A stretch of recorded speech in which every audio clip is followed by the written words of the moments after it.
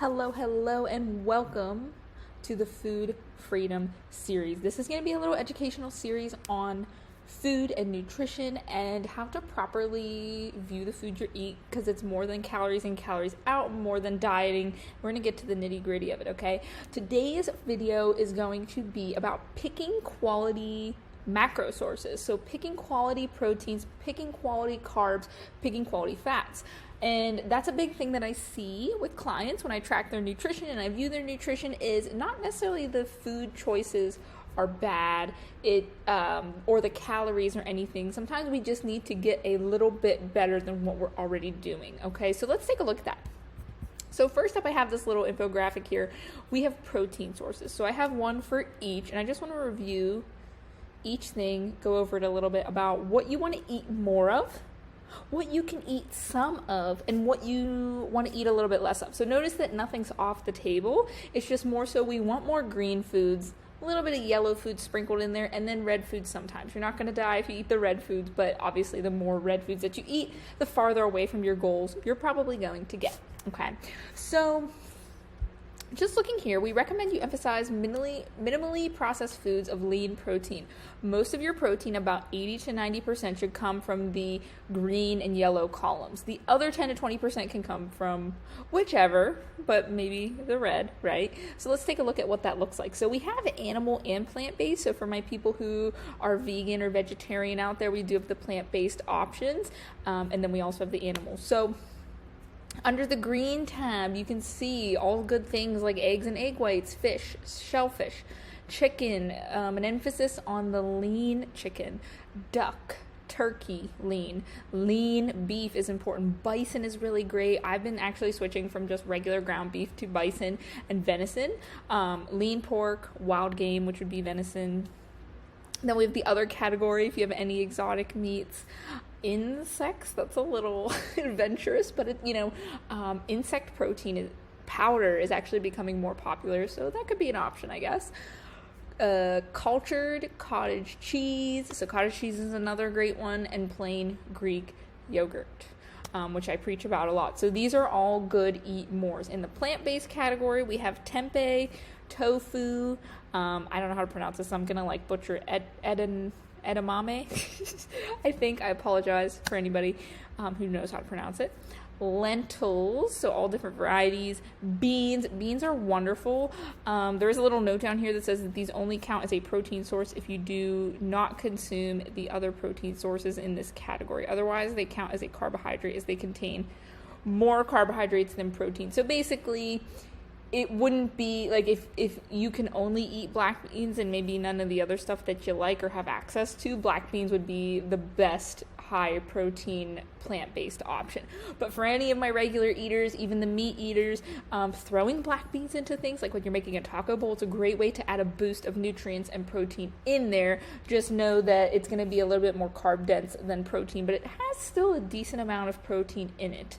So just be aware. We have peas. Peas has the other thing. Lentils as well has that note in there as well. But they still are decent sources of protein, but mainly they have more carbs. Also, on a little side note, you can see it says Precision Nutrition down here. This is actually the company that I got certified through for nutrition, and I really love using their infographics because they lay it out in plain terms, easy to learn, and that's how I learned, and it really shifted my mindset around food when I took the certification course, so I want to pass the knowledge on to you, okay? So that's the eat more column. We want most of our diet to be filled with this. Even the eat some, we're going to have it as well. So looking at some of the things, we have uncultured cottage cheese, so there's not going to be the probiotics and things like that, the live cultures in there. Medium lean meats, okay, so that's the 85 to 92%. Depending on what you're cooking, sometimes that fattier meat can work because it might be too dry if we go for the lean meat, so I can see a need for this sometimes. Medium to lean poultry, Canadian bacon, a good quick grab and go option. Lamb, meat jerky, because it's a lesser quality, higher sodium, but again, another good grab and go option. Poultry sausage, minimally processed lean deli meat. I do this. I usually go for the organic, pasture raised, no additives type of deli meat. You will be paying a little bit more, but in my opinion, I think it's worth it. It's a great low calorie option. great protein. Again, grab and go. So that's kind of the sacrifice. If you don't have the time to meal prep and it's a grab and go option, you're probably going to get a little bit of processing from that, okay? And protein powders, again, so you can see the trend here is that they're more kind of quick and easy options, and there's a reason they're quick and easy. Under the plant-based section, we have seitan. I don't know what this is. Maybe my vegan or vegetarian friends will. I'm not familiar with it. Tempeh bacon, textured vegetable protein, plant-based protein powders, soy yogurt, unsweetened, and then black bean traditional veggies. These only count your protein source if a more protein-rich option is not in the meal. Otherwise, they count as a carb. Okay, so you can see that there. But these are some of the eat some. So you can see as it gets more processed, it's on the lower on the scale, right? We're kind of trying to shift away from processed foods and add more unprocessed foods into our diets. And then the eat less, which we want to really only focus on 10 to 20% of the time. That's all the fun stuff, right? The fried meats, chicken fingers, nuggets, and wings, high-fat meat, high-fat poultry, processed deli meats like pepperoni or something, high-fat sausages, pepperoni sticks, protein bars, high-mercury fish, plant-based protein bars, and burgers, sausages, hot dogs in the plant-based section. Okay, and this includes the Impossible, Beyond, Boca, Burger, because they're going to be more processed. So even if something's vegan or vegetarian, that's something else to look out for. A lot of those, like even cheeses and stuff, really look at the ingredients because they're going to have a lot of chemicals, a lot of processed stuff to get them to be the way that they are. So it's kind of like saying like Doritos are organic. Like, yes, they may have used all organic things, but maybe the process is a little chemically, like however they form the Dorito. So just because they slap that organic on it doesn't necessarily mean that it's a healthy food. So just be aware of that too. With all this. And then I guess I was a little misleading in the beginning. I was saying like, hey, eat less is all the fun foods. Not necessarily. I've said this before, but our taste buds, they actually fall off and regenerate every 2 weeks. So if you start a diet, it might taste a little yucky at first, like move into the healthier foods, but if you give it some time, your taste buds will fall off and regrow, so then they'll be kind of acquired to that taste. So give it that time, 2 to 4 weeks to adjust to it, and you'll notice that you don't even miss the old stuff, and maybe when you go back to the old stuff, you're gonna be like, oh, this tastes gross. I have been there and done that, so it's definitely a fact. You just gotta be patient and push through, okay? And some healthy food can be absolutely delicious. So we have that. Now let's move on to protein. I meant carbs. All right, so same thing here. We're going to look at the carbs, though. So 80-90% of the time, we want to be in the eat more, eat some column, so the greens and yellows. 10 to 20% of the times, we want to be in the reds. Okay, so eat more for carbs. We're looking at beans and lentils, steel cut rolled and old-fashioned oats, buckwheat, quinoa, whole grain, black and wild rice, sorghum, farro, millet, just basically different types of grains. These are all just fancy types of grains. Potatoes, amaranth, plain non-Greek yogurt, plain kefir, fresh and frozen fruit. Notice frozen is on there. Corn, sweet potatoes, barley, taro, yams, whole or sprouted grain bagels, Ezekiel bread, breads, English muffins, pastas, and wraps. So yeah, you want to, if you are going to do it, definitely go for the whole grain, sprouted grain route. It's minimally processed, and you get to keep all of the nutrients. Usually if it's processed, they strip the wheat germ of the nutrients that are in it, and then they like go back and artificially add in like fiber and iron. It's kind of like a pointless process, but whatever. So definitely we want to eat more of those, and this is, you know, a lot of people ask me, like, what should I eat with carbs? Like, when you're making a complete meal, you know, I preach it, you probably already know, but we want to have that protein, carb, fat source, and I like to say veggies because a lot of people, like, you can see there's not a whole ton of veggies on this list, but, like, any vegetables are going to be kind of in their own category. So when you are making a meal, think about how you can make it complete because it keeps you fuller longer, it gets you the right nutrients, and you're more likely to hit your macros. Also, when we're using the greens and some of the yellows, we're also more likely to hit our macros. The more red that we eat, the more wonky our macros tend to be, okay? So keep that in mind, but these are all great carb sources. The eat some, we have couscous, white rice, granola, instant or flavored oats. So again, we're kind of going back to that trend of we save a little bit of time, or it's a little bit more grab and go or more processed. So that's going to be in the lower category. Milk, I love Fairlife milk. Like if you can get the lactose free, Fairlife is a great protein source for milk. The protein's very high, fat's low, and it's very shelf stable because they filter out the lactose, which I love because I don't necessarily like chug milk every day. I throw it in my eggs, or I'll mix it in with like oatmeal or something, and it allows me to like keep my milk for like 3 months. So that's always fun. Vegetable juices. So again, juices, they're a little bit more processed, so they're like, because everybody thinks, oh, juicing is like a trend, it's healthy, you know, you're going to absorb the nutrients, but usually in the juicing process, you wipe out some of the nutrients and your body doesn't absorb it the same way, and you don't get the fiber. I've heard cold pressed is the best method, so I have had a couple cold pressed green juices, but it's one of those things, like obviously don't rely your whole diet off it, you can eat some every now and then, right? We have flavored yogurt, so the normal kind of everyday yogurt we see, flavored kefir, pancakes and waffles. Kodiak pancakes is the way to go, and waffles. Whole grain crackers, oat-based granola bars, canned, dried, and pureed unsweetened fruit. Notice they say unsweetened.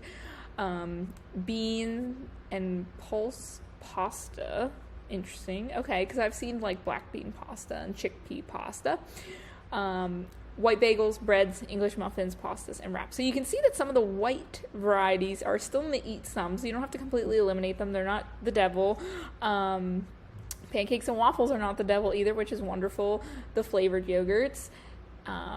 But I'm a little surprised by the veggie pasta, and I think it's probably more going back to the process, maybe how they process it. They might add in like chemicals and preservatives and things that make it a little bit less healthy than what you would think it would be. So that's definitely something to be aware of.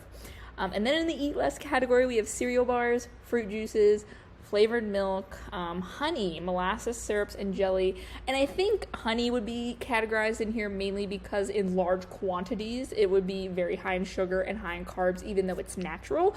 Usually when we're utilizing like honey, and a lot of these things, they're going to be in smaller increments. Like if you sprinkle a little bit of honey in your oatmeal or your tea or cottage cheese with peaches, like my favorite go-to, you're going to be fine. Don't stress that. But I think that's the main thing they're saying. Like, you know, I used to with my Eggo waffles, all the little grids, I would literally fill it up with artificial syrup. Just let it overflow, like the maple syrup overflow through the cubes, and I would just eat it. It was more maple syrup than waffle. Don't be me. We have that canned, dried, and pureed sweetened fruit. So the canned fruit, again, this is kind of like an availability thing too. Maybe you don't have access to fresh fruit wherever you live, or you're grab and go, or your fruit spoils. I would definitely rather you go for the frozen first, because you can obviously keep that stable.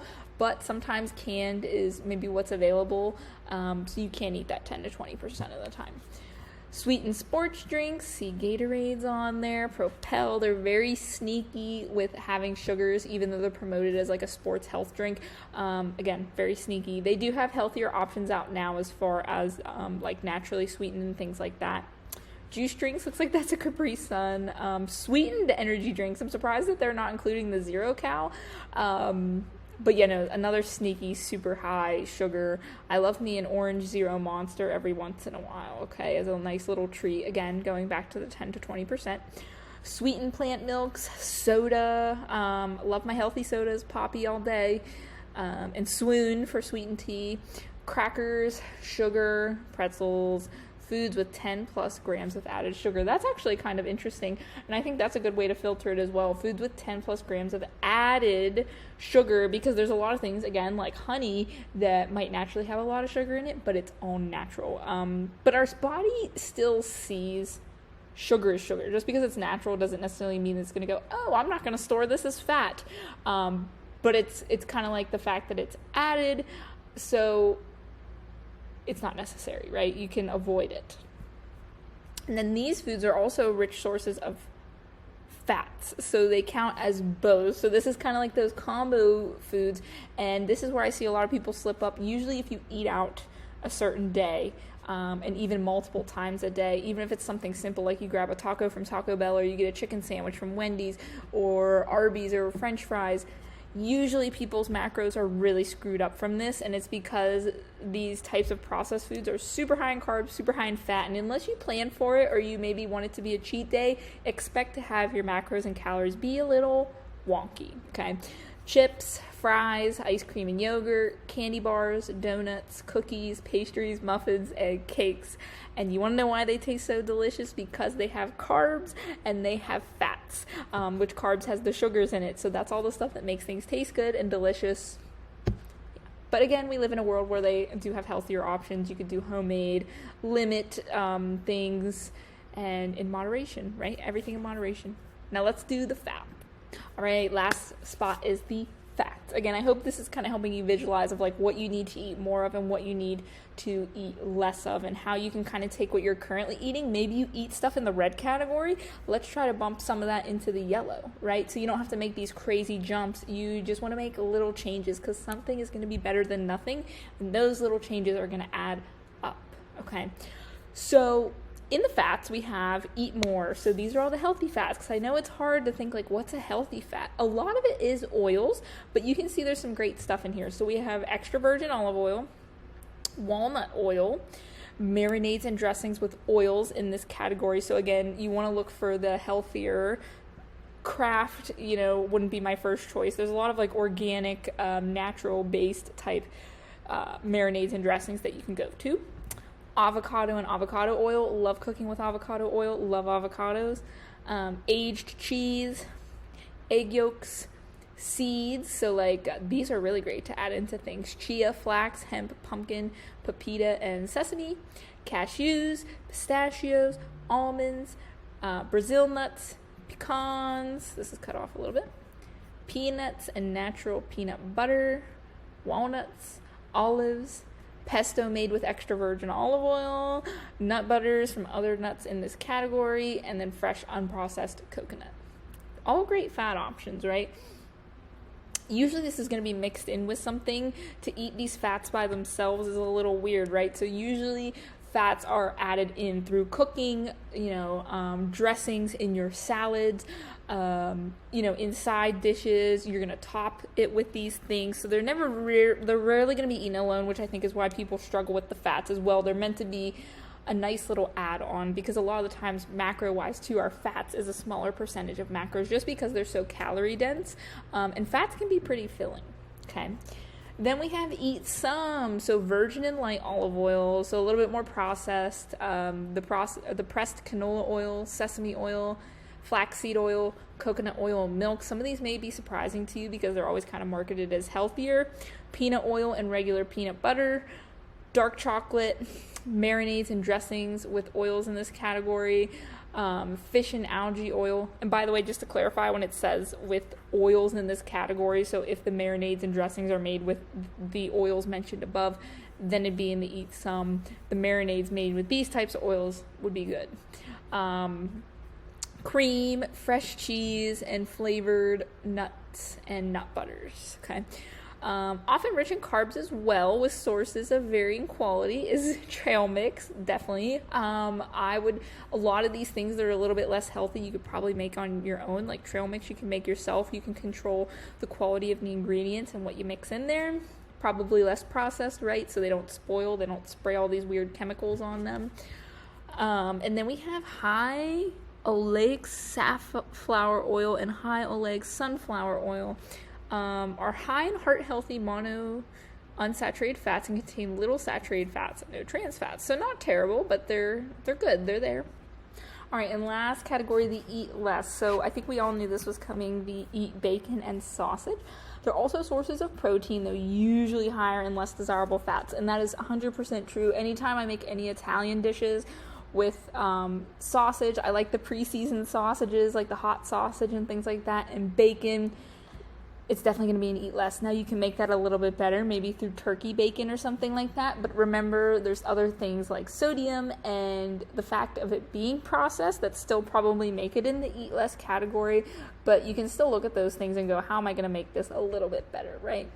And then butter, margarine, processed cheese, corn oil, cottonseed oil, never heard of that, sunflower oil, canola oil, soybean oil, safflower oil, marinades and dressings with the oils listed above, vegetable oil, fat-rich foods with 10 plus grams of added sugars. See, like Nutella's on there. That's a good way to categorize things. Hydrogenated oils and trans fats, and shortening. So I think you can see here, again, it kind of comes back to most of the time we want to shoot for more of those greens and yellows and limit the reds, right? So if we're eating bacon every day, maybe we need to cut back a little bit. Let's cut back to 3 times a week, maybe, and sub out turkey bacon the other days, and then maybe eventually go to all turkey bacon, and every once in a while you treat yourself to the full fat bacon. Something to think about, okay? But I think that's going to wrap it up for me. That is some information on how to better categorize your macros, and I hope this helped. Enjoy, and welcome again to the Food Freedom series.